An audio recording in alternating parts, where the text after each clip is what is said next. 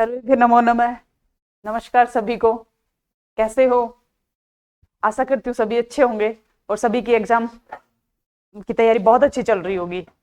जैसे कि हम रोज मैराथन के रूप में कभी 50 क्वेश्चन कभी 30 क्वेश्चन अपनी श्रृंखला चल रही है क्रम से, और ये कहाँ से सुजस से लिए हुए हैं। सुजस बुलेटिन जो रोज आती है, राजस्थान गवर्नमेंट की मंथली सुजस आती है और राजस्थान सरकार की साइड से ली हुई है, बहुत ऑथेंटिक है और यहाँ से क्वेश्चन पक्का ही आएगा।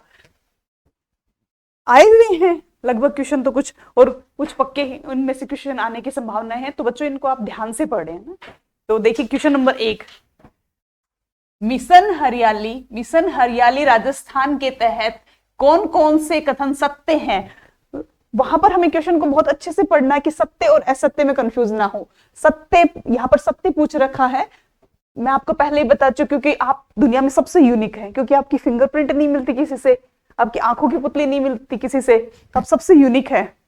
तो आप कभी भी घबराए नहीं और परीक्षा से पहले इधर उधर बिल्कुल भी ध्यान नहीं दें। अपने पास जो कंटेंट है उसको पढ़ें लगातार, और कम सोर्सेस होने चाहिए आपके पास और उनका मल्टीपल रिवीजन होना चाहिए। ये नहीं कि अभी परीक्षा के 10 दिन बचे हैं और ये नई गाइड खरीद ली, वो खरीद ली इधर उधर से। इससे क्या होगा, डिस्ट्रैक्शन होता है और कुछ पहले के जो पढ़ा हुआ है उससे याद किया हुआ वो उसमें कंफ्यूज और हो जाओगे। इस गाइड में कुछ और लिखा है, उसमें कुछ और लिखा है। तो आप क्यों ने सुजस बुलेटिन से जो हम आपके लिए क्वेश्चन लेके आ रहे हैं उनको आप अच्छे से देखें, और गवर्नमेंट की योजनाएं हैं वो और पुराने पेपर्स उनको अच्छे से देखें। देखिए तो यहां पर हमें ध्यान क्या रखना है कि सत्य कथन। एक मिनट, ये इसको दिक्कत क्या है इस बोर्ड को। देखिए सत्य, तो इसका शुभारंभ कब से हुआ? 7 अगस्त 2024 से हुआ। ये जाहोता ग्राम दूदू जयपुर से प्रारंभ किया गया। इस अभियान के तहत 9 करोड़ पौधे 2024-25 में लगाए गए। यह अभियान एक पेड़ मां के नाम अभियान से प्रेरित है। मतलब जो हमारे प्रधानमंत्री जी ने चलाया था 5 जून 2024 को, वो अभियान था एक पेड़ मां के नाम। तो उससे प्रेरित होकर के मिशन हरियाली राजस्थान है, या फिर इनमें से आप बताइए कौन सा कथन सही है? पहला सही है, दूसरा, तीसरा? आंसर देखिए ए बी सी डी सही, ए बी सही है, या फिर ए बी डी सही है, या फिर चौथा ऑप्शन कोई आपको नहीं आ रहा तो अनुत्तरित वाला तो ऑप्शन भरना ही है। बताइए, मैं बताती हूं। देखिए ये आंसर आपका राइट है। इसका शुभारंभ 7 अगस्त 2024 से हुआ। ठीक है, ये जाहोता ग्राम दूदू जयपुर से प्रारंभ किया गया, ये भी राइट है। इस अभियान के तहत 9 करोड़ पौधे 2024-25 में लगाए गए, ये आपका रॉन्ग है। यह अभियान एक पेड़ मां के नाम अभियान से प्रेरित है। तो देखिए कौन कौन सा सही है। फर्स्ट सही है, इसकी शुभारंभ 7 अगस्त 2024 से हुई। सेकंड जाहोता गांव दूदू से, बिल्कुल सही है। तीसरा रॉन्ग है, चौथा सही है। तो देखिए कौन सा ऑप्शन है जिसके अंदर आपके ये तीनों मिल रहे हैं, ए बी और डी। तो फर्स्ट रॉन्ग, क्योंकि इसके अंदर सी, ये भी रॉन्ग, ये सही, थर्ड ए बी डी। अब देखिए इसको थोड़ा एक्सप्लेन करते हैं थोड़ा सा। ये जो 5 जून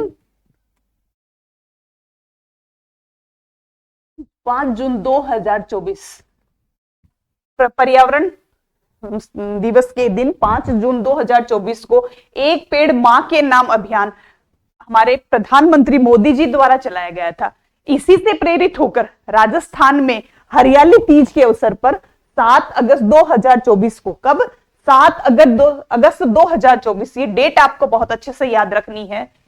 कब? 7 अगस्त 2024 को। और कौन से स्थान से? जाहोता ग्राम दूदू जयपुर से।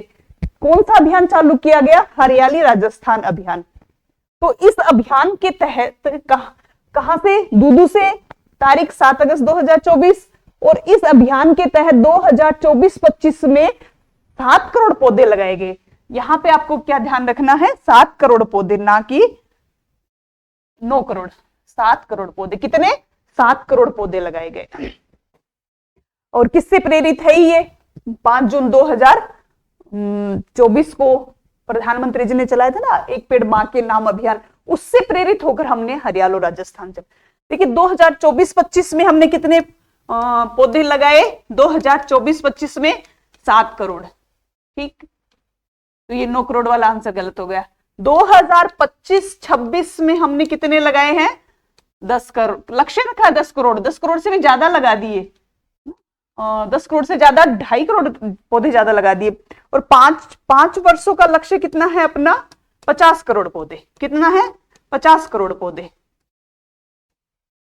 ये अगस्त की सुजस में आया था डिटेल, तो ये चीजें भी आप एक्स्ट्रा इनको भी ध्यान रखें साथ में। और देखिए एक वहां पे लिखा था, वो मैं आपको ऋग्वेद में लिखा हुआ है, वो सुजस में भी लिखा हुआ आया था। देखो 10 कूप समह 10 कूप समोवापी 10 कूपो समोवापी। हाँ अर्थ भी बताऊंगी मैं इसका। 10 वापी 10 वापी समो हृदय हृदय। अब आगे है कि 10 हृदय सम पुत्र 10 हृदय सम पुत्र 10 हृदय सम पुत्रो 10 हृदय सम पुत्रो 10 पुत्र सम द्रुमो।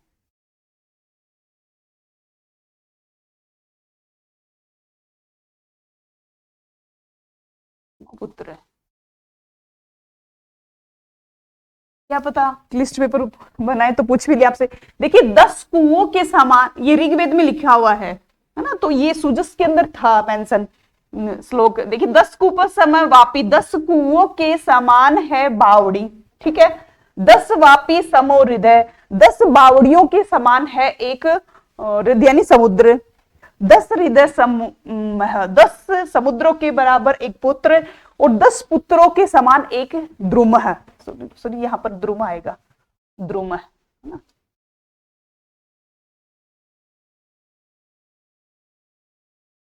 दस वापी समो यानी कि 10 पुत्रों को पालते हो उतना धर्म होता है आपको एक पेड़ पालने में। तो क्या क्या याद रखना है? मिशन हरियाली राजस्थान 7 अगस्त 2024 7 अगस्त 2024। कहां से शुरू? दूदू जयपुर। कितने पौधे 24-25 में? 7 करोड़। 25-26 में 10 करोड़ लक्ष्य रखा लेकिन ज्यादा लगा दिए। और 5 साल के 50 करोड़ का लक्ष्य है। तो ये डेट बहुत अच्छे से याद रखना। ठीक है, 7 अगस्त 2024। नेक्स्ट क्वेश्चन देखिए, ये भी अगस्त की सुजस का ही है। राज्य सरकार ने प्रदेश में हरित क्षेत्र बढ़ाने हेतु महत्वपूर्ण कदम उठाए हैं। बढ़ाने हेतु महत्वपूर्ण कदम बढ़ाए हैं। इनमें से एक सत्य कथन बताइए। मतलब इसमें से असत्य कथन, एक असत्य कथन है, आपको देखना है कि इसमें असत्य कथन कौन सा है। देखिए स्थानीय स्तर पर राज्य सरकार ने हरित क्षेत्र को बढ़ावा देने के लिए महत्वपूर्ण कदम उठाए हैं। तो इनमें से असत्य कथन बताना है आपको। स्थानीय स्तर पर 3500 से अधिक वन मित्र बनाए गए हैं। क्या ये बात सही है? अरावली पर्वतमाला के संरक्षण को और उसको हरा भरा रखने के लिए 150 करोड़ की अरावली विकास परियोजना शुरू की गई। क्या ये बात सही है? पहली बार प्रदेश में ग्रीन बजट भी पेश किया गया। बताइए इनमें से क्या सभी सही हैं? एक सही है, 2 सही है, तीसरा सही है, बताइए।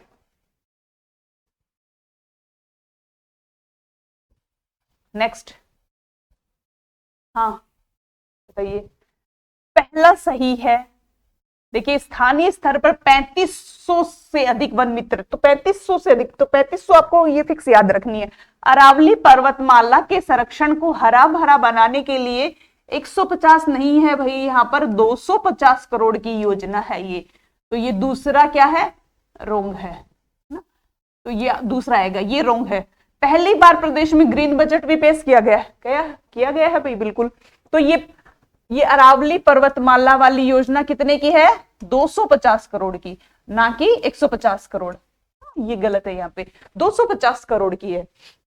और ये है क्या कि 19 जिलों में बायोडाइवर्सिटी कंजर्वेशन, जल प्रबंधन और सामुदायिक भागीदारी से अरावली को हरा भरा करना। इस योजना का उद्देश्य क्या है, हरित अरावली जो योजना है 250 करोड़ की योजना है, और वहां के अरावली के आसपास 19 जिलों में, कितने जिलों में, 19 जिलों में, कितने जिलों में, 19 जिलों में आसपास का जो अरावली के आसपास का जो एरिया है वहां पर क्या करना है, बायोडाइवर्सिटी कंजर्वेशन, इनके संरक्षण का ध्यान रखना है, जल संरक्षण का ध्यान रखना है, और सामुदायिक विकास, मतलब विकास के लिए सामुदायिक भागीदारी सुनिश्चित करना है। ग्रीन बजट भी पेश है यहाँ पर। मतलब एरिया कितना कवर होगा, कम से कम 550 किलोमीटर का एरिया आसपास का कवर होगा। तो आपको एक तो ध्यान रखना 250 करोड़ की है ये, कितने जिलों में, 19 जिलों में, कितने जिलों में, 19 जिलों में। जो national Aravalli green wall project है ना, national Aravalli green wall project, national Aravalli green wall project,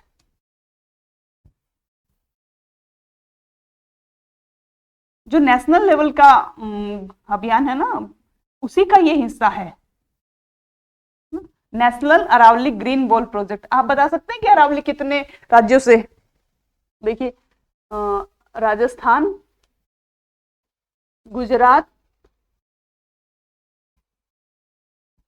Haryana और दिल्ली, और लगभग 695 किलोमीटर के आसपास इसकी लंबाई है। तो देखिए यहां पर कितना हमारे कितना, कम से कम 550 किलोमीटर का एरिया कवर किया जाएगा अरावली पर्वतमाला के संरक्षण हेतु, और 250 करोड़ रुपए इस योजना के लिए हैं, और 19 जिलों में ये योजना है राजस्थान में, और नेशनल लेवल पे कम से कम 1400 किलोमीटर का एरिया कवर किया जाएगा। तो आपको ये ध्यान रखना है, 3500 से अधिक वन मित्र और 250 करोड़ की ये योजना है, और 19 जिलों में है, और ग्रीन बजट भी इस बार पेश किया गया। देखिए नेक्स्ट क्वेश्चन, हरियालो राजस्थान के तहत किस विभाग ने सबसे अधिक वृक्षारोपण किया? ये बहुत कंफ्यूज वाला क्वेश्चन है, बताइए बताइए, नीचे थर्ड क्वेश्चन। तो सबसे ज्यादा, हाँ, सबसे ज्यादा शिक्षा विभाग या फिर ग्रामीण विकास, पंचायती राज, वन विभाग, प्रदूषण नियंत्रण, स्थानीय स्वशासन, बताइए। मतलब दिमाग में क्या क्लिक होता है, वन विभाग कर दे, क्योंकि हरियालो राजस्थान है ना, वन विभाग नहीं लगाएंगे ना सबसे ज्यादा पौधे, नहीं भाई, शिक्षा विभाग ने लगाए सबसे ज्यादा पौधे। किसने लगाए? शिक्षा विभाग ने। कम से कम 36 लाख के करीब काफी लगाए हैं, इतना मुझे एग्जैक्ट याद नहीं आ रहा, लेकिन शिक्षा विभाग फर्स्ट है, और मैंने इनको क्रम से लिखा है। देखिए फर्स्ट तो है शिक्षा विभाग, है ना, सेकंड है ग्रामीण विकास और पंचायती राज।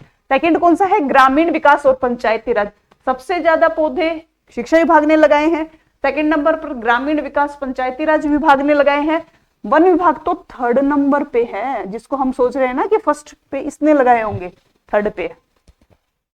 फर्स्ट शिक्षा विभाग, सेकंड ग्रामीण विकास पंचायती, तीसरा वन विभाग, चौथा प्रदूषण नियंत्रण बोर्ड, पांचवा स्थानीय स्वशासन विभाग।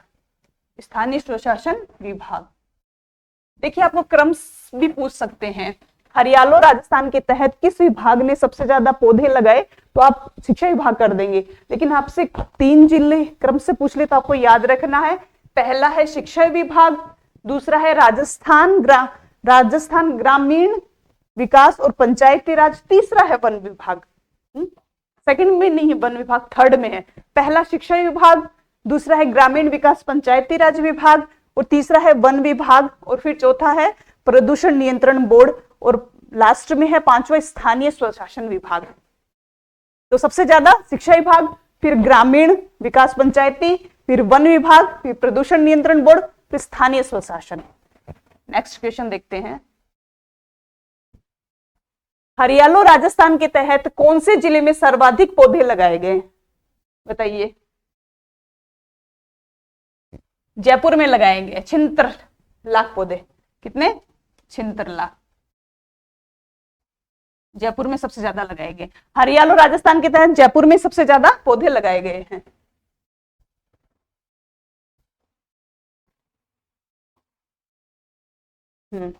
देखिए, हाँ हाँ हाँ, 2025-26 के अनुसार फॉरेस्ट, देखिए दो बजट बजट की बात है ना, बजट के क्वेश्चन आपसे पूछे जाएंगे। हाँ, ध्यान से सुनिए, यहीं रुकिए। देखिए 2025-26 के अनुसार फॉरेस्ट वाइल्ड लाइफ ट्रेनिंग कम मैनेजमेंट इंस्टीट्यूट कहाँ खोला जाएगा? मतलब बजट की बात है तो शोर लिख ले, इंपॉर्टेंट क्वेश्चन है ये, वेरी वेरी इंपॉर्टेंट। अभी जो पढ़े थे वो क्वेश्चन भी इंपॉर्टेंट थे, लेकिन ये वेरी वेरी इंपॉर्टेंट। कहाँ खोला जाएगा? बजट 2025-26 के अनुसार फॉरेस्ट वाइल्ड लाइफ ट्रेनिंग कम मैनेजमेंट इंस्टीट्यूट कहाँ खोला जाएगा? बताइए। जयपुर में। कहाँ खोला जाएगा? जयपुर में। देखिए झालाना जयपुर में, जयपुर की भी कौन सी जगह है? झालाना जयपुर में। देखिए झालाना जयपुर में वाइल्ड लाइफ ट्रेनिंग कम मैनेजमेंट इंस्टीट्यूट खोला जाएगा। और जाहोता दूदू में हरियालो राजस्थान का अभियान का शुभारंभ किया ही था अपन ने, तो ये याद रखना है। हरियालो राजस्थान का शुभारंभ कहाँ? जाहोता ग्राम दूदू और झालाना में फॉरेस्ट वाइल्ड लाइफ ट्रेनिंग कम मैनेजमेंट इंस्टीट्यूट खोला जाएगा। देखिए 76वां वन महोत्सव कहां पर संपन्न हुआ? ये, हाँ रुको रुको, 76वां वन महोत्सव कहां संपन्न हुआ है? हाँ बताइए, कमेंट ऑफ कर रखे हैं। झालाना जयपुर में, जाहोता दूदू में, उदयपुर मैनार झील, या थोड़ाई जमवारामगढ़, या संस्कृत विश्वविद्यालय जयपुर। तो देखिए झालाना जयपुर में तो अभी अभी अपन ने पढ़ाई था, wild life training management institute खोला जाएगा बजट में, और लेपर्ड सफारी के लिए भी प्रसिद्ध है। जाहोता दूदी में हरियालो 7 अगस्त 2024 को हरियालो राजस्थान अभियान का शुभारंभ यहीं से हुआ था, हरियालो राजस्थान। ठीक है। और यहाँ पर अभी पहले वाले क्वेश्चन में बात करी ना अपन ने, वाइल्ड लाइफ,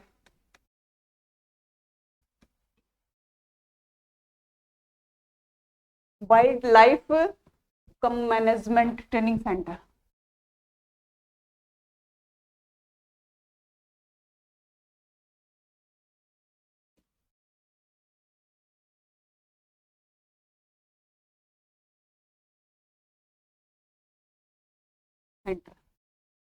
देखिए झालाना भी नहीं है, जाहोता भी नहीं है, मैनार जो पहले वाले क्वेश्चन में अपन ने पढ़ा था ना कि अपने 5 रामसर साइट हैं,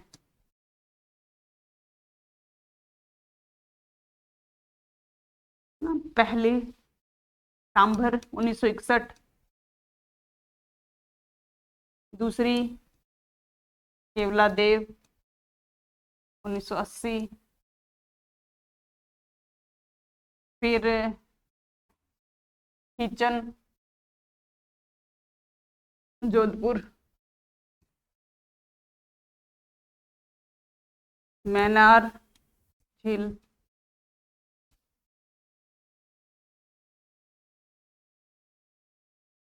उदयपुर। ये 2 रामसर साइट में कब शामिल की गई? जून 2025 में। और अब भी 5वीं कौन सी है? सिलीसेट झील अलवर।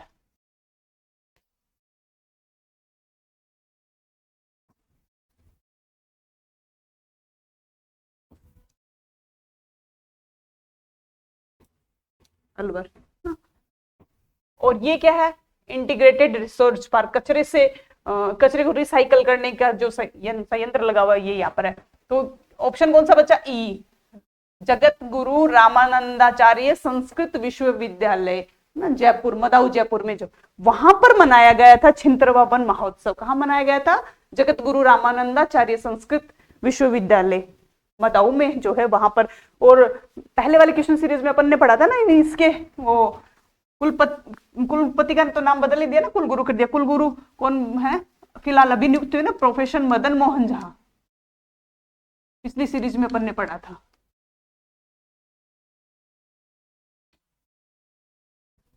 हाँ, मदन मोहन झा।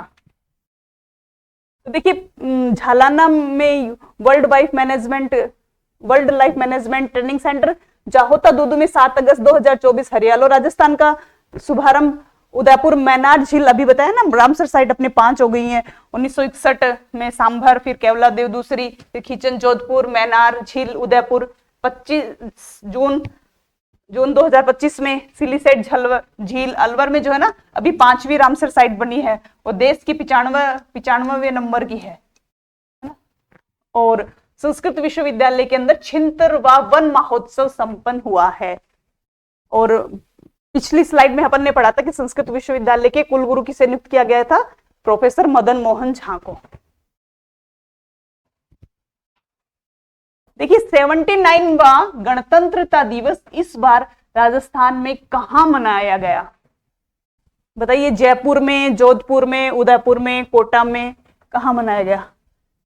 तो ये जोधपुर में मनाया गया। कहां पे मनाया गया, जोधपुर में मनाया गया। देखिए जोधपुर में मनाया गया, लेकिन कुछ इससे जुड़ी बातें हम पढ़ते हैं। देखिए इनका जोधपुर में मनाया गया, और जोधपुर में 14 अगस्त 2025 को एट होम प्रोग्राम भी मनाया गया था, जो कि मेहरानगढ़ दुर्ग जोधपुर में, जोधपुर में यहाँ क्या प्रोग्राम किए गए थे, 500 ड्रोन से ऑपरेशन सिंदूर के शौर्य गाथा का प्रदर्शन किया गया था। ऑपरेशन सिंदूर की शौर्य गाथा का प्रदर्शन। तो ये भी पूछ सकते हैं कि जो एट होम प्रोग्राम कब मनाया गया, 14 अगस्त को, पहले दिन, और कहां पर, मेहरानगढ़ दुर्ग जोधपुर में। और इसके अंदर एक 15 अगस्त को गणतंत्र दिवस पर 14 पुलिस अधिकारियों को सम्मानित किया गया था। कितनों को, 14 पुलिस अधिकारियों व जवानों को, 14 पुलिस अधिकारियों व जवानों को सम्मानित किया गया था। अधिकारियों व जवानों को सम्मानित किया गया था। ठीक है, कितनी बातें याद रखनी अपने को, कि कहां मनाया गया, जोधपुर में, और 15 अगस्त से पहले दिन शाम को 14 अगस्त को एट होम प्रोग्राम भी मनाया गया, वो कहां, मेहरानगढ़ दुर्ग। और उसमें क्या किया गया था, 500 ड्रोन उड़ा के ऑपरेशन सिंदूर जो है उसका प्रदर्शन किया गया था। ऑपरेशन सिंदूर की गाथा बताई गई थी, जो अपना ऑपरेशन सिंदूर था ना, उसके बारे में बताया गया था। और 14 पुलिस अधिकारियों को सम्मानित किया गया। और आपको ये भी बहुत इंपॉर्टेंट लगा लो भाई, 4 व्यक्तियों को विभिन्न क्षेत्रों में, 4 व्यक्तियों और 1 ग्राम पंचायत को भी सम्मान मिला है, 1 ग्राम पंचायत को। अब इन 4 व्यक्तियों के आपको नाम लिखने हैं, याद रखने हैं बिल्कुल। पहले है कोमल शर्मा। अब आपको ये ध्यान रखना कि कहाँ की है ना, तो ये कोटा की है, सलूजा कोटा। कौन सा गांव है, सलूजा कोटा। और किस क्षेत्र में मिला है इनको, तो इनको मिला है कि असाधारण शैक्षणिक उपलब्धि, असाधारण शैक्षणिक उपलब्धि, असाधारण शैक्षणिक उपलब्धि में कोमल शर्मा कोमल शर्मा जो कि सलूजा गांव कोटा की है। कहाँ की है? सलूजा गांव कोटा की है कोमल शर्मा। दूसरा देखिए पारुल पाटनवाला को, पारुल पाटनवाल, पारुल पाटनवाल मतलब कोमल शर्मा सलूजा गांव कोटा की हैं, असाधारण शैक्षणिक प्रतिभा के लिए मिला है। पारुल को किस लिए मिला है? ये जयपुर की है, ज्वेलरी डिजाइन। पारुल कहाँ की है? जयपुर की है, और ज्वेलरी डिजाइन के लिए, ज्वेलरी डिजाइन के लिए, ज्वेलरी डिजाइन उत्कृष्टता में मिला है इनको, उत्कृष्टता। तो पारुल कहाँ की है? जयपुर की, जयपुर से ज्वेलरी, जयपुर ज्वेलरी, ऐसे याद रखना। पारुल कहाँ की है जिनको सम्मानित किया गया? जयपुर। जैसे जयपुर जैसे ज्वेलरी, जैसे जयपुर जैसे ज्वेलरी, याद रह जाएगा। कोमल शर्मा कैसे कोमल कैसे कोटा, याद रह जाएगा, कैसे कोमल कैसे कोटा। अब थर्ड देखिए, तीसरा व्यक्तित्व कौन है? देखिए दिव्यांश। तीसरे हैं पुलिस अधिकारी कोमल शर्मा, शैक्षणिक उपलब्धि के लिए मिला है पारुल को, और दिव्यांश को तो हाँ दिव्यांश को भी मिला है, विनोद कुमार जैन को भी मिला, सीकर के जो है।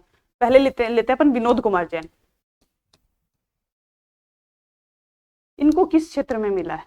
विनोद कुमार जैन, याद रखना भाई, कोमल शर्मा, पारुल पाटलवाल और विनोद कुमार जैन जो कि सीकर के हैं समाज सेवा के लिए। कहाँ के हैं? सीकर के लिए। विनोद कुमार जैन सीकर समाज सेवा।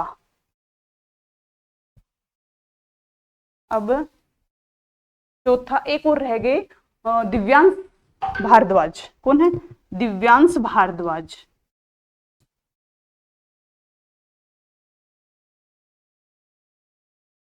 दिव्यांश भारद्वाज ये ग्राम आववा, ग्राम आववा, इनका ग्राम है आववा टोंक।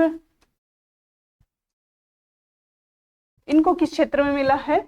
इनको पंचायत के कार्यों के लिए ना, ये सरपंच हैं भाई, पंचायत के कार्यों के लिए,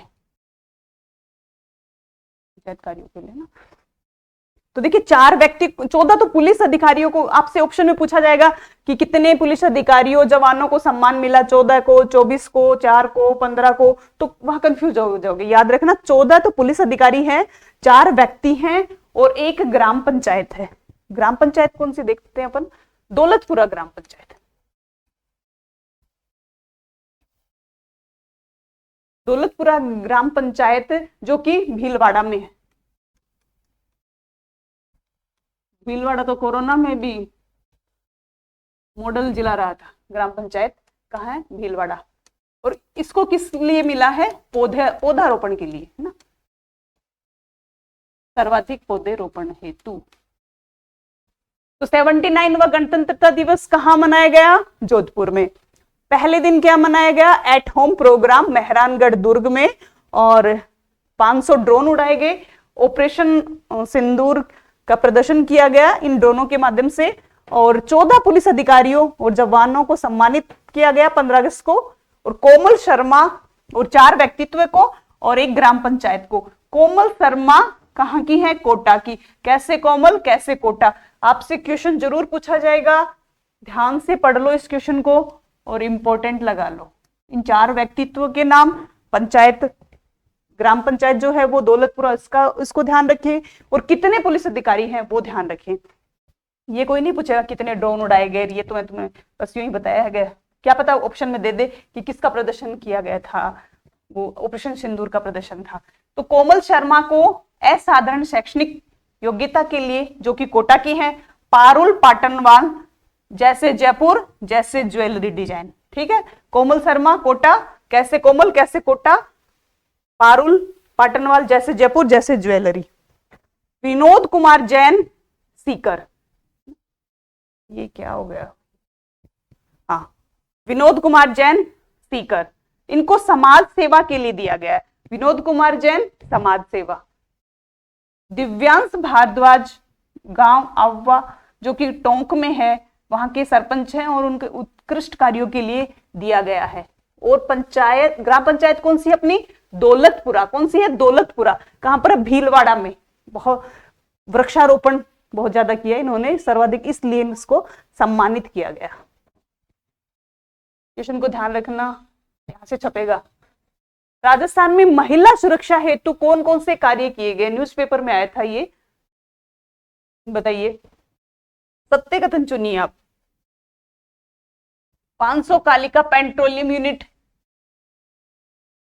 3 महिला battalion, 65 anti Romeo station squad खोले जाएंगे, ऑपरेशन एंटीवायरस चलाकर साइबर अपराध के वायरस को खत्म करना।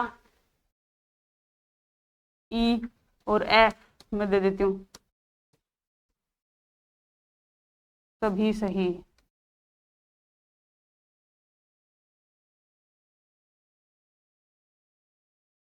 सभी गलत और एक अनुत्तरित और है, देख लेना। देखो 500 कालिका पेट्रोलियम यूनिट बिल्कुल सही है, 3 महिला बटालियन बिल्कुल सही है, 65 एंटी रोमियो स्टेशन स्क्वाड खोले जाएंगे।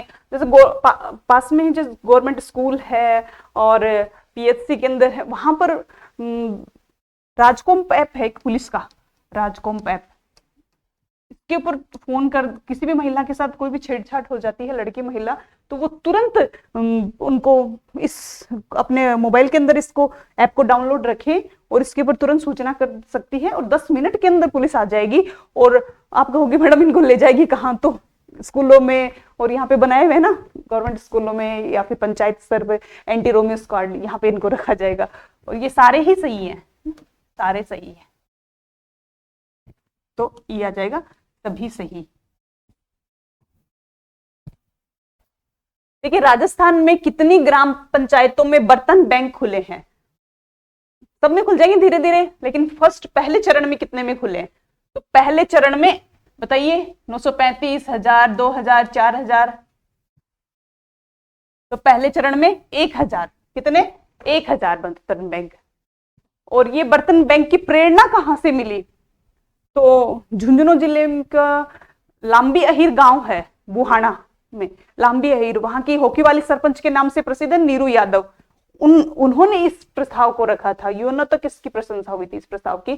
तो नीरू यादव, प्रेरणा कहां से मिली? सरपंच नीरू यादव की प्रेरणा से।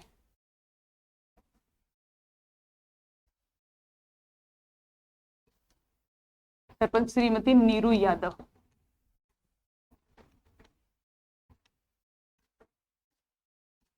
इनको क्या कहते हैं? हॉकी वाली सरपंच।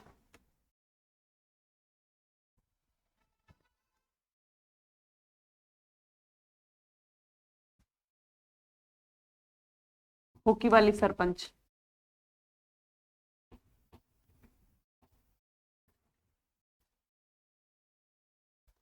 और कहाँ की है ये? लांबी अहीर गांव, जो कि बुहाना ब्लॉक में है, वहां की सरपंच है ये। बहुत आगे रहती हैं, बहुत अच्छा काम करती हैं, नए नए इनोवेशंस करती हैं नीरू यादव। देखिए ये पहले से भी अपने पंचायतों में किसी की भी छोटा मोटा कोई प्रोग्राम होता है तो थोड़ा बर्तन इकट्ठे गांव वाले अपने पैसे से और शादी ब्याह शादी में रुपए आते हैं उनसे इकट्ठा करके रखते हैं। इसका मतलब ये पर्यावरण के प्रति सुरक्षा, डिस्पोजल का प्रयोग ना करना पड़े, कम से कम करना पड़े हमें डिस्पोजल का प्रयोग। तो फिर मतलब 1000 में सबसे पहले, बाद में धीरे धीरे सब में खुल जाएंगे, लेकिन अभी 1000 ग्राम पंचायतों में बर्तन बैंक खुले। इस बर्तन सेट में कितने? 6 बर्तन दिए जाएंगे। कितने? 6 बर्तन। देखो भाई 6 बर्तन कैसे? एक थाली, ठीक है, एक चम्मच, चल जाएगा ना एक चम्मच से काम? उससे अपने मिठाई खा लो और उससे ही कोई रायता वायता खा लो। एक चम्मच, एक गिलास और 3 कटोरी सब्जी डाल लो, दाल डाल लो, जो भी कुछ और बना है वो। तो नहीं सॉरी 3 गिलास नहीं, 3 कटोरी, गिलास एक ही है। क्या पता कई बार ऐसे क्वेश्चन पूछ भी लिए जाते हैं, जब आरएस जैसे एग्जाम्स में ये पूछ लिए जाते हैं कि स्ट्रीट लाइटें कितनी लगी थी बजट में, तो ये क्वेश्चन भी पूछा जा सकता है बर्तन बैंक के सेट के अंदर कितने बर्तन हैं? तो 6 बर्तन हैं। और ये 1000 ग्राम पंचायतों को। और सबसे पहला पूछ सकते हैं आपसे, सबसे पहला बर्तन बैंक कहाँ पर खोला गया? सर्वप्रथम तो कोटा की ग्राम पंचायत है एक, यहां से इसका शुभारंभ हुआ था। कोटा की ग्राम पंचायत है रामगंज, कोटा की रामगंज विधानसभा, रामगंज विधानसभा सबसे पहले। और ये बर्तनों के खरीद फरोख्त, मतलब खरीदना, और ये सब कौन किसके माध्यम से किया गया? राजीविका के माध्यम से किया जाएगा। और राजीविका के माध्यम से भी कैसे? जैसे राजीविका चला रही है ना, राजीविका के माध्यम से सेल्फ हेल्प ग्रुप चल रहे हैं अपने ना, सेल्फ हेल्प ग्रुप SHG है ना, ये करेंगे इनके थ्रू खरीद बर्तनों की और ग्राम पंचायतों को पहुंचाना। और इसमें भी क्या है, राजीविका में भी जो SHG है ना, इसके लिए भी एक नियम है, पहले आओ पहले पाओ। और SC की महिला है, कोई ST की महिला है, कोई दिव्यांग है ना, उनको 50% पहले, उनको ठेका पहले दिया जाएगा इस चीज का।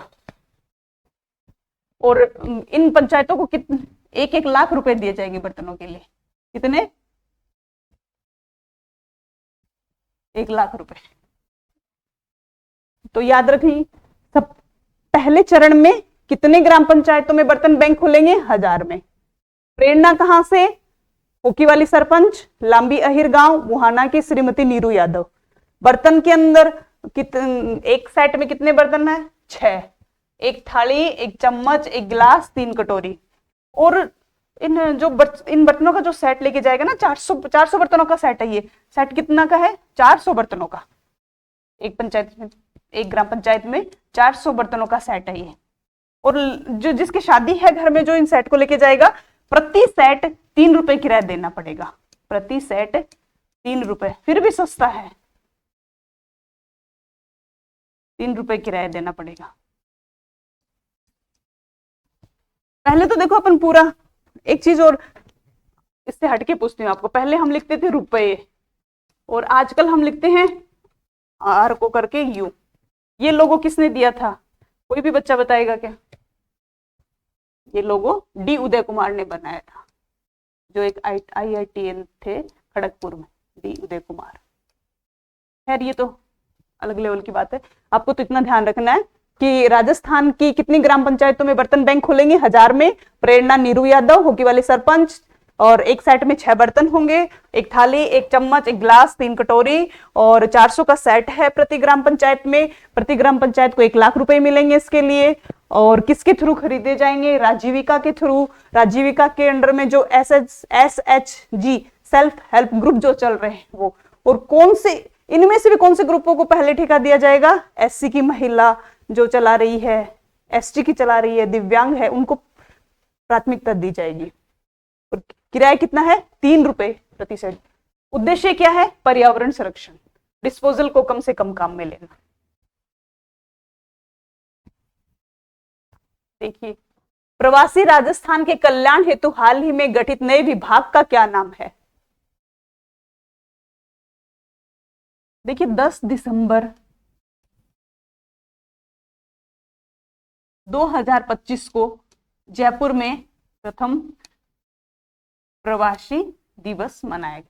तो इसके अंदर राष्ट्रीय व अंतर्राष्ट्रीय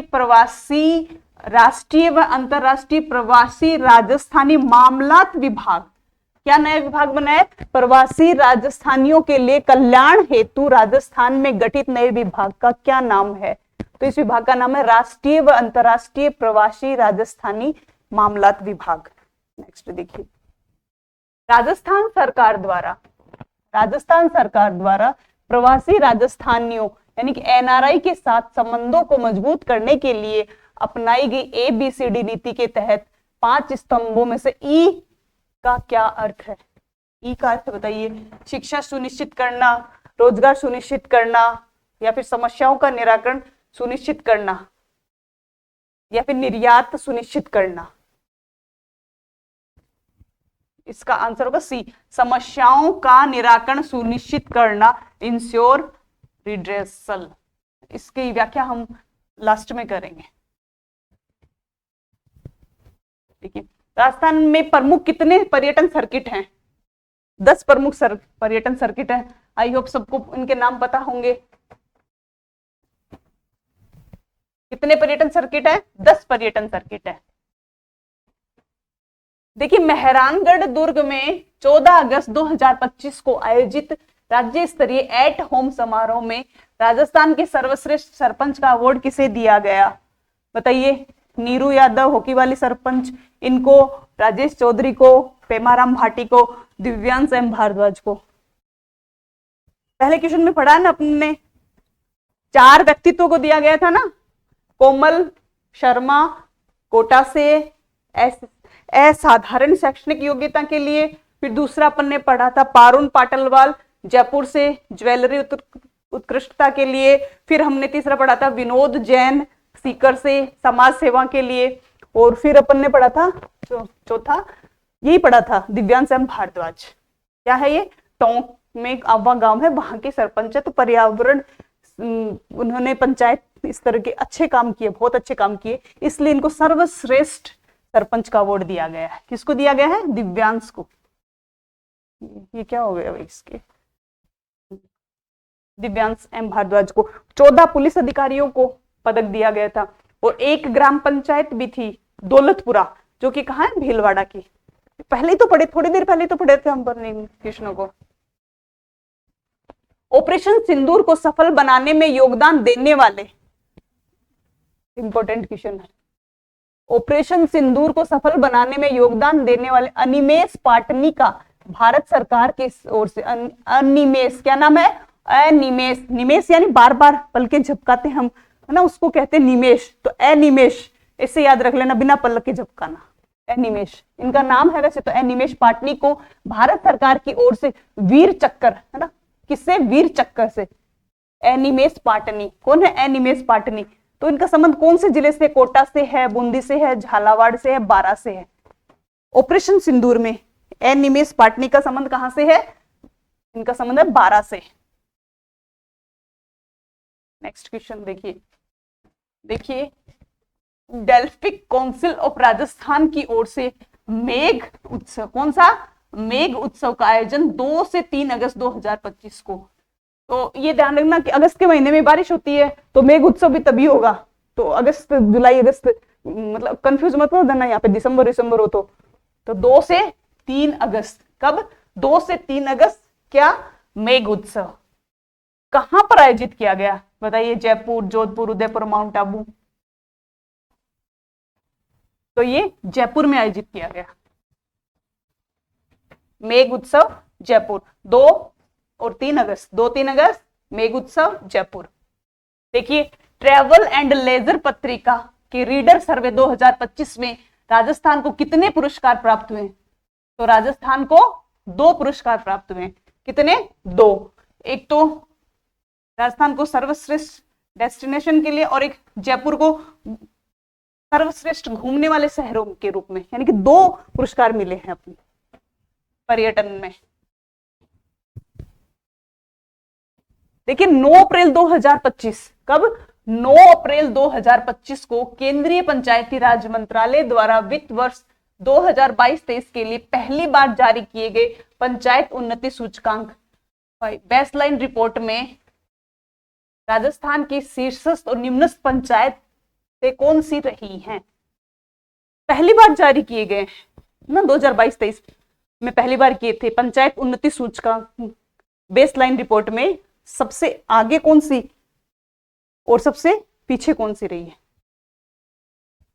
तो पिंडवाड़ा फर्स्ट में है और डोलिका सबसे अंतिम में। पिंडवाड़ा और डोलिका याद रखना। कौन सी? पिंडवाड़ा और डोलिका। देखिए मलेरिया उन्मूलन की दिशा में बेहतर प्रयास हेतु राजस्थान को राष्ट्रीय स्तर पर कौन सी कैटेगरी में शामिल किया गया है? बहुत अच्छा प्रदर्शन किया है हमने मलेरिया उन्मूलन में, तो कैटेगरी फर्स्ट में। कौन से? कैटेगरी फर्स्ट में। देखिए हाल ही में जारी की गई राजस्थान लॉजिस्टिक पॉलिसी 2025 कब तक रहेगी? बताइए। 31 मार्च 30 तक रहेगी या 31 मार्च 29 तक, 31 दिसंबर 30? ये रहेगी 31 मार्च 2029 तक। ये क्वेश्चन आया हुआ है। 8 अप्रैल से 22 अप्रैल 2025 तक आयोजित 7वें राष्ट्रीय पोषण पखवाड़े में राजस्थान का देश भर में कौन सा स्थान है? 8 अप्रैल से 22 अप्रैल 25, इसमें हमारा दूसरा स्थान है। और सितंबर में आयोजित हुआ उसमें भी देखना कौन सा स्थान है। इंडिया जस्टिस रिपोर्ट 2025 या इंडिया जस्टिस रिपोर्ट 2025 में राजस्थान का कौन सा स्थान रहा है? पहला है, चौथा है, 11वां है, 14, कौन से नंबर का है? इंडिया जस्टिस रिपोर्ट 2025 बताइए। हमारा 14वां स्थान रहा है। पहला कौन सा है? कर्नाटक का रहा है। पहला किसका रहा है? कर्नाटक का। राजस्थान का 14, राजस्थान का 14वां स्थान रहा है, पहला कर्नाटक का रहा है। India justice report 2025। देखिए नेक्स्ट, देश का पहला आईवीएफ गो सेंटर कहां खोला? कहां है बताइए। इनकी हम बाद में चर्चा करेंगे। जोजावर पाली, नापासर बीकानेर, सांचौर जालोर, सांगानेर जयपुर।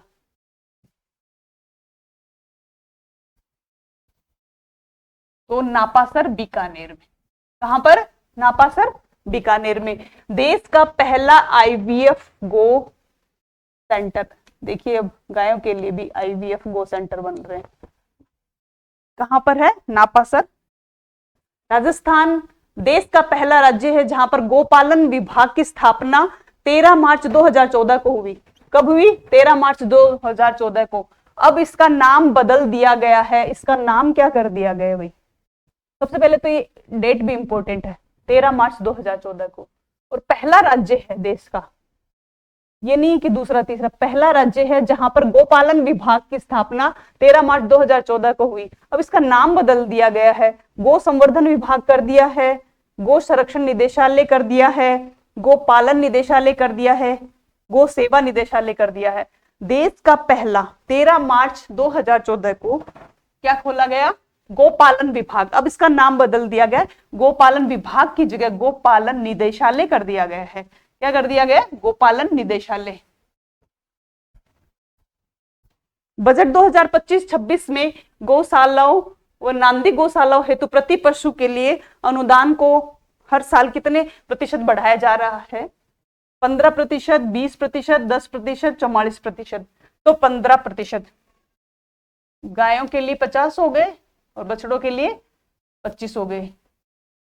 पहले ये 44 थे और ये 22 थे, तो हर साल 15% बढ़ेंगे।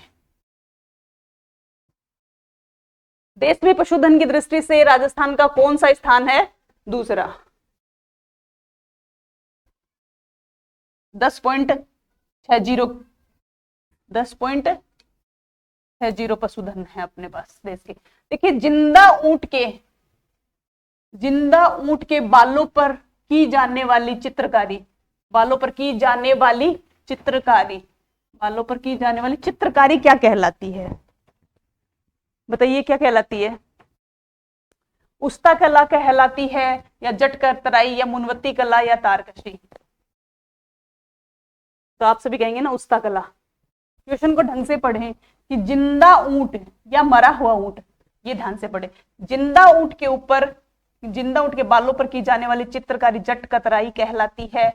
और इसके प्रसिद्ध कलाकार है राजस्थान में अशोक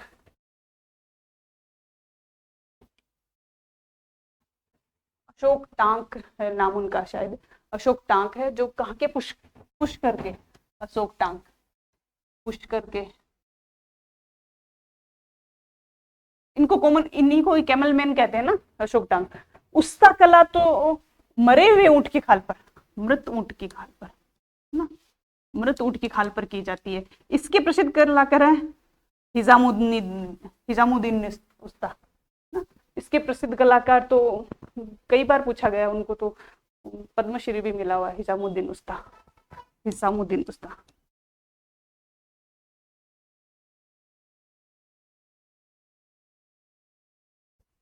और मुनवती कला क्या है? ये उस्ता कला का ही दूसरा नाम है। उस्ता कला और मुनवती कला एक ही बात है।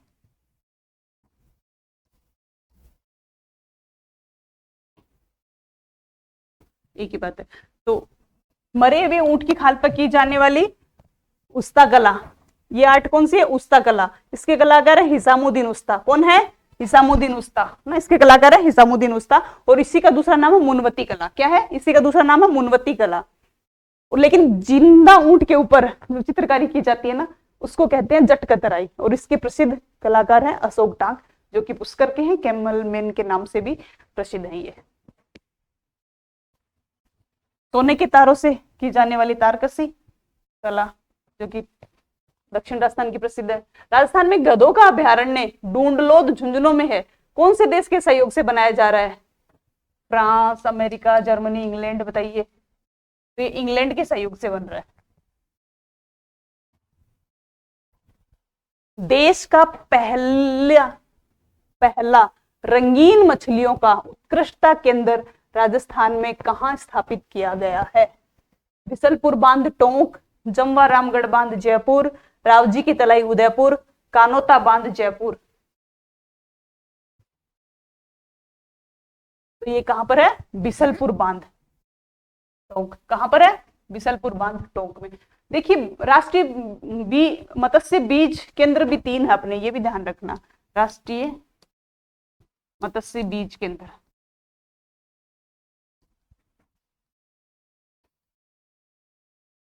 कई बार ये क्वेश्चन एग्जाम में आता है, इनमें से कौन सा नहीं है? तो आप तीनों के नाम याद रखो। पहला है कासिमपुरा कोटा, कासिमपुर कोटा।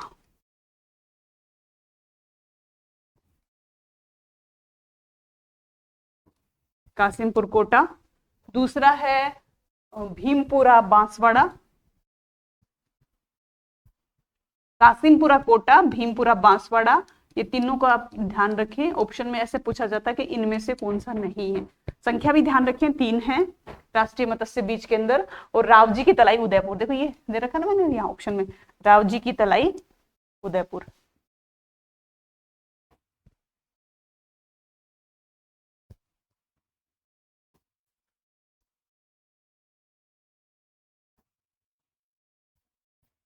नेक्स्ट क्वेश्चन देखते हैं। राजस्थान में खारे पानी की जलीय कृषि प्रयोगशाला कहाँ शुरू की गई है? तो ये तो आप बता ही दोगे कि हाँ नेक्स्ट, हाँ 31 का। राजस्थान में खारे पानी की जलीय कृषि प्रयोगशाला कहाँ शुरू की गई है? तो खारा पानी कहाँ? चूरू। कहाँ? चूरू।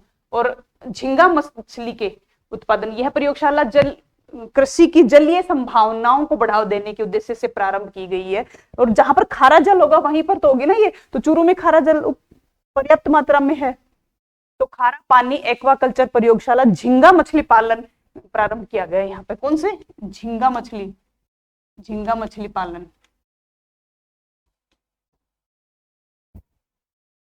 नेक्स्ट क्वेश्चन देखिए, कहां पर? चूरू में झींगा मछली। देखिए राजस्थान विधानसभा 2023 में पारित एक विधेयक द्वारा दूसरा राजस्थान पशु चिकित्सा और पशु विज्ञान विश्वविद्यालय कहां खोला जाएगा? जोबनेर, नापासर, जामडोली, पर्वतसर, बताइए। नापासर में आईवीएफ सेंटर है ना देश का पहला। जोबनेर, कहां पर? जोबनेर में। दूसरा जोबनेर में, पहला बीकानेर में है ही। देखिए किसान कलेवा योजना कब से शुरू हुई? 20 जनवरी 2014 से प्रारंभ हुई।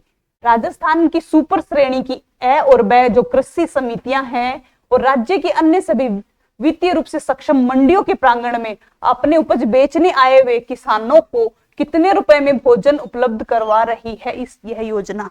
बताइए। किसान कलेवा योजना कब शुरू हुई थी? 20 जनवरी 2014 को। किसान सुबह सुबह जल्दी चलते हैं बेचारे और अपना अनाज लेके आते हैं मंडी में बेचने, तो दोपहर हो जाती है, कई बार शाम, तो वो भूखे थोड़ी रहेंगे। उनके लिए किसान कलेवा योजना 20 जनवरी 2014 से शुरू की गई थी। और इसमें कितने रुपए में दी जाती है? 5 रुपए।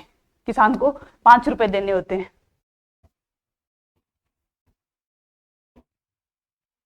राजस्थान में वर्तमान में किसान आयोग के अध्यक्ष कौन है? राजस्थान में ही है, बस देश का दूसरा राज्य है जहां पर किसान आयोग का गठन हुआ। पहला पंजाब है, CR चौधरी। पहला राज्य जहां पर किसान आयोग का गठन हुआ है पंजाब, पंजाब। और दूसरा राज्य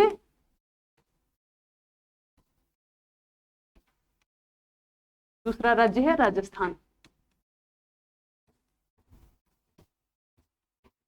दूसरा है राजस्थान। इसके अंदर एक अध्यक्ष एक उपाध्यक्ष के अलावा 10 विषय विशेषज्ञ होते हैं। एक अध्यक्ष होता है इसमें, एक उपाध्यक्ष होता है और 10 विषय विशेषज्ञ कृषि से संबंधित।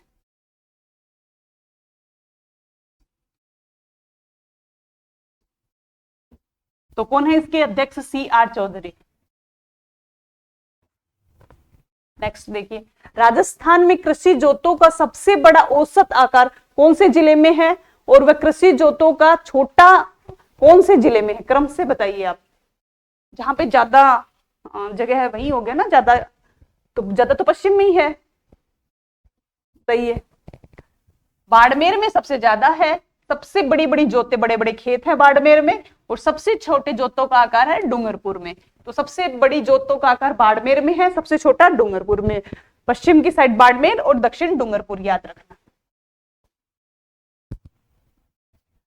देखिए, वीरनार, वरलक्ष्मी और शंकर 4, ये किस फसल की विकसित नस्ल है?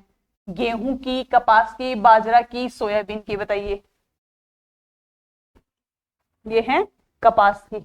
वीरनार, वरलक्ष्मी और शंकर। वीरनार, वरलक्ष्मी और शंकर कपास की नस्लें हैं ये। देखिए, निम्नलिखित में से कौन सी फसल राजस्थान में खरीफ की ऋतु में उत्पादित नहीं की जाती? तो ज्वार, सोयाबीन, उड़द, ये तो खरीफ की है। मटर है, ये रबी की फसल है। देखिए, राजस्थान में बांडी नाम की कितनी नदियां हैं? बताइए। 3 है, 2 है, 4 है, 5 है? बताइए कितनी है? राजस्थान में बांडी नाम की 3 नदियां हैं। देखिए, बांडी नाम की एक बांडी नदी लूनी की सहायक नदी है। देखिए, एक तो लूनी की सहायक नदी है।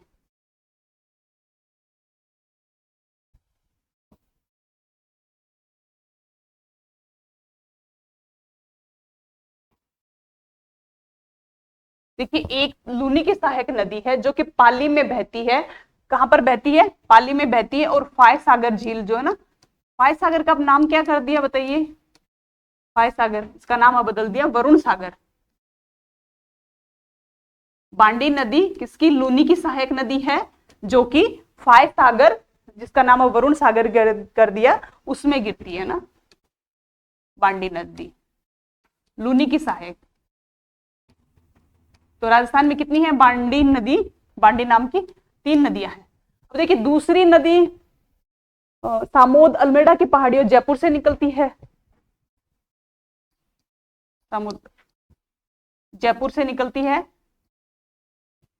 जयपुर से निकलती है, जयपुर और टोंक में बहती है बांडी नदी।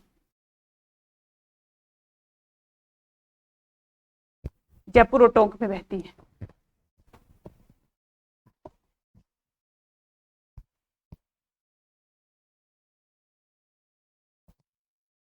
ठीक है। और एक जयपुर टोंक में बहती है। सेवज क्या है? अस्थायी झील, एक प्रकार की खेती, पानी बचाने की एक मरुस्थलीय विधि है, या फिर राजस्थान की कोई घास है? सेवण तो घास है ही, सेवज भी क्या घास है क्या?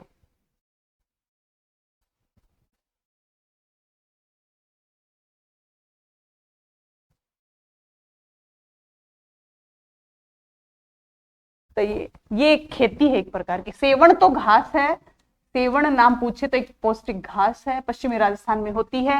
लेकिन यहाँ पर सेवण नहीं पूछा आपसे, सेवज पूछा है। सेवज एक प्रकार की खेती है जो कि लूनी नदी के जो प्रवाह क्षेत्र है ना, लूनी के प्रवाह क्षेत्र, लूनी के प्रवाह क्षेत्र में जो अस्थायी क्या बन जाती है? झीलें, कहीं कहीं अस्थायी झीलें बन जाती हैं। अस्थायी झीलें, कहीं कहीं अस्थायी झीलें बन जाती हैं।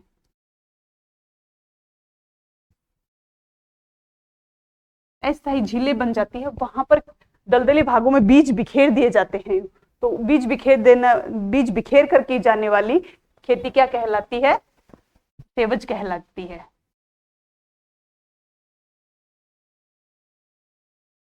बीज बिखेर दिए जाते हैं दलदली क्षेत्र में।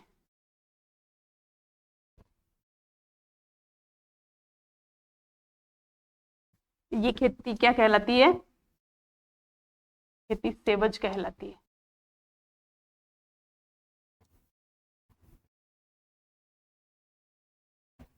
तो सेवज क्या है? एक प्रकार की खेती है जो लूनी नदी का प्रवाह क्षेत्र है आसपास, जहां पे अस्थायी दल झीलें बन जाती है ना, जो दलदली क्षेत्र, वहां पर बीज को फेंक दिया जाता है, बीजों को, और वो वहां पर जो खेती की जाती है वो सेवज कहलाती है। सेवण पूछा जाए तो एक पौष्टिक घास है राजस्थान में। लूनी की एकमात्र सहायक नदी जो दाई ओर से मिलती है, जोजड़ी है कि बांडी है कि सुकड़ी है कि मीठड़ी है, बताइए। जोजड़ी नहीं है, जोजड़ी, हाँ बताइए कौन सी है? तो ये है जोजड़ी, लूनी की एकमात्र सहायक नदी जो कि दाईं ओर से मिलती है। और ये निकलती कहाँ से है? नागौर के पुंडलू गांव से। वहां पर कहीं पुंडलू लिखा हुआ है, कहीं पुंडलू लिखा हुआ है। इसका उद्गम स्थल क्या है? नागौर का पुंडलू गांव। कहाँ? और जो कि और मिल इसमें लूनी नदी में कहाँ मिलती है? खेजड़ली खुर्द। खेजड़ली खुर्द हाँ, कहाँ पर है? जोधपुर। वहां पर जाकर ये लूनी में मिलती है। लूनी या लूनी, लूनी नदी में मिलती है। निकलती कहाँ है? पुंडलू गांव, नागौर। और लूनी में कहाँ मिलती है? खेजड़ली खुर्द। खेजड़ली खुर्द गांव है एक जोधपुर के पास, जोधपुर में, वहां पे उसमें मिलती है ये लूनी नदी में। अब और ये जोजड़ी नदी है ना, इस पूछा जाएगा कि पीपाड़ शहर, तो पीपाड़ शहर भी, जो जोधपुर का पीपाड़ शहर है ना, ये भी इसी नदी के किनारे बसा हुआ है। पीपाड़ शहर भी इसी नदी के किनारे बसा हुआ है। एकमात्र सहायक नदी ऐसी है जो कि दाईं ओर से मिलती है, और सारी नदियां लूनी में बाईं ओर से मिलती है। बांडी का उद्गम स्थल पूछ आपसे, ये से ही पूछा जाता है। तो पाली है ये पाली। और इसकी खास बात यह है कि हेमावास बांध जो है ना पाली में, हेमावास बांध, वो बांडी नदी पर ही बना हुआ है। हेमावास बांध पाली में जो है वो इसी बांडी नदी पर ही बना हुआ है। किस पे बना हुआ है? बांडी नदी पर। और सबसे प्रदूषित नदी है ये, सबसे प्रदूषित नदी है। क्यों भाई? रंगाई छपाई उद्योग के कारण, पश्चिम में रंगाई छपाई उद्योग के कारण।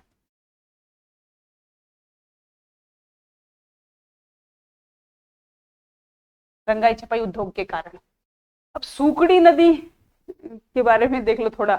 ये समझी बाड़मेर से थोड़ा पहले लूनी में मिलती है ना।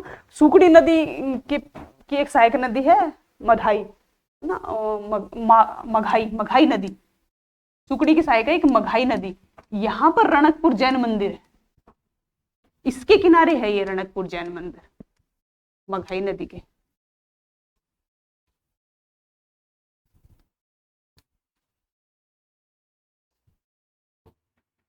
ठीक है, तो कौन सी एकमात्र नदी है? जोजड़ी। और कहां से निकलती है? पुंडलू गांव, नागौर।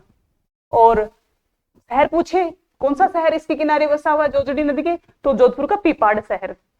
और लूनी में कहां जाके मिलती है? तो खेजड़ली खुर्द जोधपुर का गांव है, वहां मिलती है। बांडी नदी पाली में हेमावास बांध बना हुआ है, सबसे प्रदूषित नदी है। सुकड़ी की विशेषता क्या है? सुकड़ी की सहायक नदी ना मघाई नदी, वहां उसके किनारे ये रणकपुर के जैन मंदिर हैं। नेक्स्ट देखिए, ये क्वेश्चन आया हुआ है भाई तुम्हारे, इंपॉर्टेंट लगा लो। राजस्थान सरकार द्वारा गठित Sambhar lake management agency, date भी पूछी हुई क्या है? हाँ ये नहीं, ऐसा ही यही क्वेश्चन था। सांबर लेक मैनेजमेंट एजेंसी किस विभाग के अंतर्गत आता है? बताइए। उद्योग विभाग के अंतर्गत आता है, या फिर भूगर्भ खनन विभाग के अंतर्गत आता है, या फिर पर्यावरण व जलवायु परिवर्तन विभाग के अंतर्गत आता है, या फिर जल संसाधन विभाग के अंतर्गत आता है? बताइए। तो इसका आंसर होगा पर्यावरण व जलवायु परिवर्तन के अंतर्गत आता है। देखिए लग नहीं रहा ना, ऐसा लग रहा है जल संसाधन विभाग के अंतर्गत आता है। जो लग नहीं रहा है वही क्वेश्चन पूछे जाते हैं। तो राजस्थान सरकार द्वारा गठित सांभर लेक मैनेजमेंट एजेंसी किसके द्वारा है? ये राजस्थान सरकार द्वारा है। और किस विभाग के अंतर्गत आता है? तो पर्यावरण और जलवायु परिवर्तन विभाग।